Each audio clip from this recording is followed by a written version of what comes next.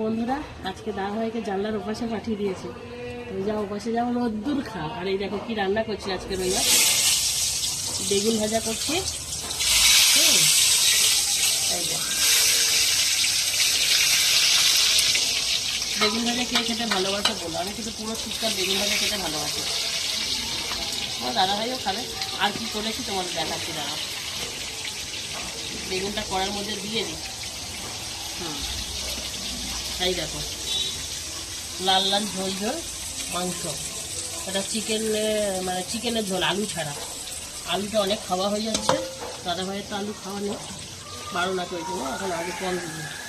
আর এটা যে ফুলকপি আলু ভাজবো, দুপুরে হবে, রাতে যদি রুটি খাওয়া হয় রুটি দিয়েও খেতে পারবো। এদিকে বসিয়ে দিয়েছি ভাত, এদিকে ভাতও হচ্ছে। তো আজকে রবিবার, দাদাভাই বাড়িতে আছে, রবিবারের বাজারে মানে খাওয়া দাওয়া এইটা।